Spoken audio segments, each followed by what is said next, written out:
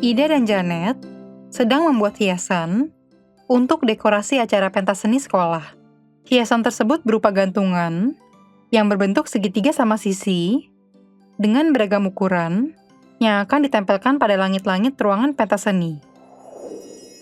Ida dan Janet akan membuat dua ukuran segitiga sama sisi. Ukuran pertama disebut sebagai segitiga kecil, dan ukuran kedua disebut dengan segitiga besar. Segitiga tersebut dibuat seperti berikut ini. Ida dan Janet sudah mengetahui bahwa tiap-tiap besar sudut pada segitiga sama sisi selalu 60 derajat. Hiasan berupa segitiga kecil sebagai hiasan utama akan dibuat dengan panjang sisinya 20 cm. Karena hiasan segitiga kecil tersebut akan digantung, Ida dan Janet perlu menempelkan tali tambang pada segitiga tersebut. Dimisalkan, segitiga tersebut adalah segitiga PQR. Tali tambang ditempelkan melalui garis RS. Titik S sendiri merupakan titik tengah PQ. Berapakah panjang tali tambang yang akan mereka tempelkan pada segitiga kecil tersebut? Ida dan Janet juga akan membuat segitiga besar dengan panjang sisinya 60 cm. Pada segitiga besar tersebut, juga akan ditempelkan tali tambang seperti segitiga kecil. Berapakah panjang tali tambang minimal yang perlu mereka tempelkan pada segitiga besar tersebut? Kita dapat menyelesaikan masalah yang dialami Ida dan Janet dengan menggunakan konsep perbandingan sisi yang telah kita pelajari sebelumnya. Jika diamati kembali, kita sering menggunakan dan melihat segitiga-segitiga sebangun dalam kehidupan sehari-hari. Jika terdapat dua segitiga siku-siku atau lebih yang sebangun, salah satu sifat yang menarik adalah perbandingan antara dua sisi pada segitiga yang bersesuaian akan selalu sama, sepanjang ketiga sudutnya dijaga tetap berukuran sama. Misalnya, terdapat segitiga ABC yang siku-sikunya terletak di C, seperti gambar berikut. Kita misalkan besar sudut A dengan alfa. Kita amati segitiga ABC dari sudut A. Dapat dilihat bahwa sisi BC berada di seberang atau depannya. Sisi ini kita namakan sisi depan atau disingkat D dari sudut A. Sisi AB yang paling panjang dinamakan sisi panjang atau PA terhadap sudut A. Dan sisi AC yang tersisa dinamakan sisi samping atau SA dari sudut A. Kita dapat mendefinisikan perbandingan antara panjang dua sisi segitiga siku-siku tersebut berturut-turut dengan nama perbandingan, sinus atau sin, dan perbandingan kosinus atau kos. Pembagian antara rasio sinus dan kosinus itu sendiri dapat dinyatakan dalam perbandingan baru yang bernama tangen atau tan. Lebih lanjut, kita dapat mendefinisikan perbandingan kosekan, sekan, dan kotangen yang berturut-turut sebagai kebalikan dari sinus, kosinus, dan tangen seperti berikut. Kita sekarang memiliki nama untuk keenam perbandingan sisi pada segitiga ABC. Keenam perbandingan tersebut adalah sinus, kosinus, tangen, kosekan, sekan, dan kotangen, yang kita sebut sebagai perbandingan dasar trigonometri. Sekarang, bagaimana kita dapat menggunakan perbandingan tersebut untuk menyelesaikan masalah yang dialami Ida dan Janet? Kita bisa menganggap perbandingan-perbandingan trigonometri yang telah kita namakan sebelumnya sebagai sebuah fungsi atas besar sudut alfa. Hal ini bisa kita lakukan untuk nilai alfa yang sama. Keenam perbandingan tersebut pasti akan tetap sama berdasarkan kesebangunan segitiga. Hal yang perlu kita lakukan sekarang adalah menentukan nilai perbandingan-perbandingan tersebut untuk beberapa nilai sudut. Jika kita melihat kembali segitiga kecil yang dibuat oleh Ida dan Janet, dapat kita amati bahwa titik S membagi dua garis PQ sama besar, sehingga panjang PS sama dengan panjang SQ. Karena segitiga PQR adalah segitiga sama sisi, panjang PR sama dengan panjang QR. Akibatnya, segitiga PSR dan QSR saling kongruen, atau sederhananya, segitiga yang satu bisa dicerminkan untuk menjadi segitiga yang lainnya. Berdasarkan fakta tersebut, kita mengetahui bahwa besar sudut PRS dan QRS sama besar, yang kita sebut dengan beta. Akan tetapi, jumlah besar kedua sudut tersebut harus 60 derajat. Artinya, nilai 2 beta sama dengan 60 derajat, atau beta sama dengan 30 derajat. Dengan demikian, kita dapatkan sudut PRS sama dengan sudut QRS sama dengan 30 derajat. Jika kita amati segitiga PRS saja, dapat kita hitung besar sudut PSR seperti berikut. Hasil penjumlahan ketiga sudut pada segitiga sama dengan 180 derajat. Kita mengetahui bahwa sudut SPR adalah 60 derajat dan sudut PRS adalah 30 derajat. Dengan demikian, sudut PSR bernilai 90 derajat. Jadi, sudut PSR merupakan sudut siku-siku. Sehingga, kita bisa menerapkan perbandingan trigonometri secara langsung pada segitiga PSR. Dengan mengamati segitiga ini dari sudut P, dapat kita tuliskan RS sebagai sisi depan, PS sebagai samping, dan PR sebagai panjang. Untuk memudahkan penghitungan, kita akan menggunakan segitiga dengan panjang yang mudah dihitung perbandingannya terlebih dahulu. Lalu, kita akan menghitung untuk segitiga yang lebih besar. Sekarang, misalnya, panjang PS adalah 1, sehingga panjang PS adalah setengah dari panjang sisi pada segitiga sama sisi PQR. Jadi, panjang PR dari segitiga sama sisi PQR adalah 2 kalinya, yaitu 2. Kita sudah mengetahui bahwa besar sudut SPR adalah 60 derajat. Perbandingan trigonometri di sudut ini yang melibatkan PS atau sisi samping dan PR atau sisi panjang adalah kosinus. Nilai dari fungsi kosinus dicari dengan rumus SA per PA atau PS per PR. Kita sudah mendapatkan nilai fungsi kosinus yang pertama, yakni kosinus 60 derajat sama dengan 1/2. Bagaimana untuk perbandingan sinusnya? Kita masih memiliki garis RS yang belum diketahui panjangnya. Karena tadi kita sudah memisalkan panjang PS dan PR berturut-turut dengan 1 dan 2, panjang garis RS dapat diketahui dengan menggunakan teorema Pythagoras, yaitu PS pangkat 2 ditambah RS pangkat 2 sama dengan PR pangkat 2. Kita substitusikan nilai 1 untuk PS dan nilai 2 untuk PR. Hasil perpangkatan dari 1 tetaplah 1. Sedangkan hasil perpangkatan 2 sama dengan 4. Sehingga diperoleh nilai RS pangkat 2 sama dengan 3.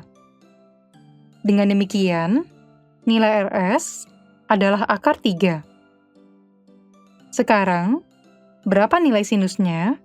Rumus sinus sama dengan D per PA atau RS per PR.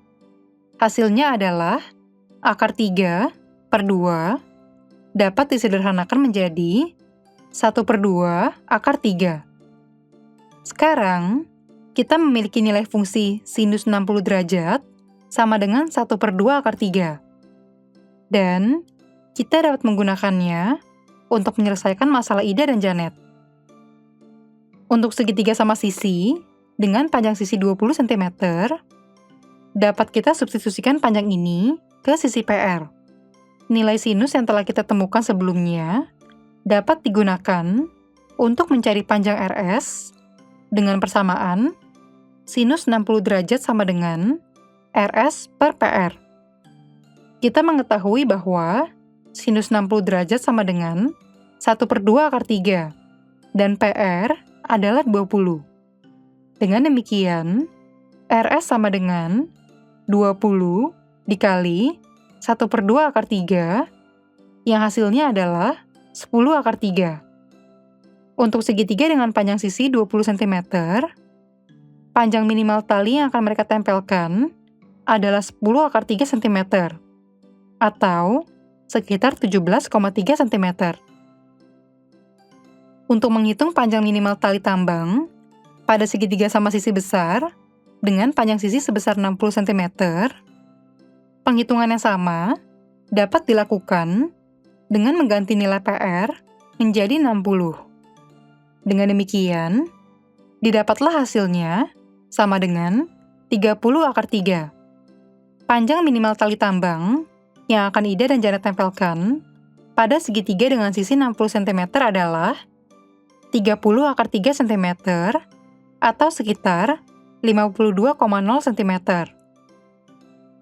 Perhitungan yang telah dilakukan oleh Ida dan Janet memberikan pandangan terkait penggunaan paling sederhana dari konsep trigonometri untuk menentukan panjang sisi-sisi pada segitiga siku-siku.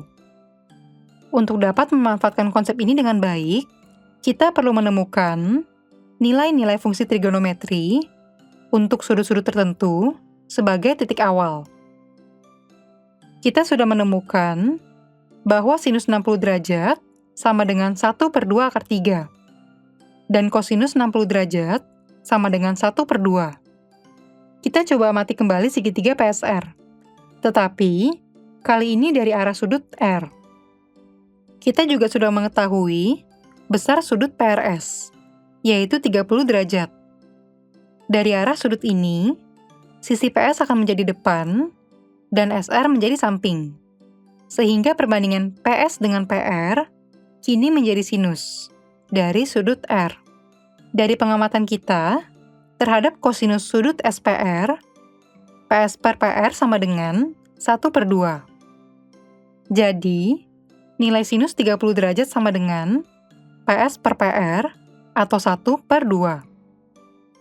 Kita sudah menghitung sebelumnya bahwa RS per PR sama dengan 1/2 akar 3. Perbandingan ini sekarang menjadi perbandingan kosinus untuk sudut PRS. Jadi, nilai kosinus 30 derajat sama dengan RS per PR atau 1/2 akar 3. Sekarang, kita sudah memiliki nilai sinus 30 derajat sama dengan 1/2, dan kosinus 30 derajat sama dengan 1/2 akar 3. Perhatikan bahwa sinus 30 derajat sama dengan kosinus 60 derajat sama dengan 1/2. Hal ini bukan kebetulan, karena sudah kita amati dari segitiga PSR bahwa perbandingan yang awalnya dianggap sinus untuk sudut PRS yang besarnya 30 derajat berubah menjadi kosinus untuk sudut SPR yang besarnya 60 derajat. Dengan demikian, jelaslah bahwa jumlah besar kedua sudut ini adalah 90 derajat. Kita dapat membuat hubungan ini menjadi umum dengan menganggap besar sudut PRS sembarang. Sebutlah alfa derajat.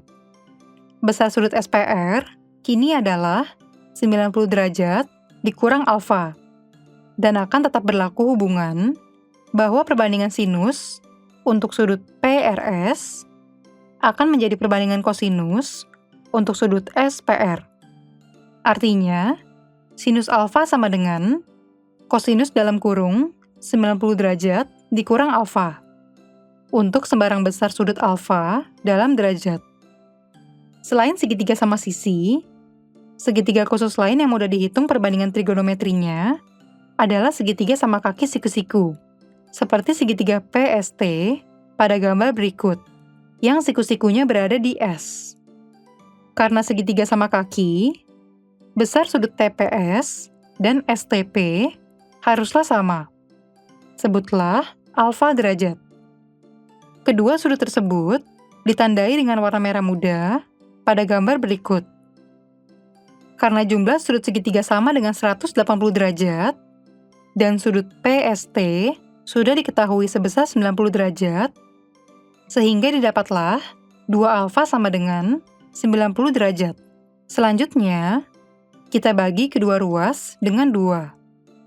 Sehingga didapatlah alfa sama dengan 45 derajat.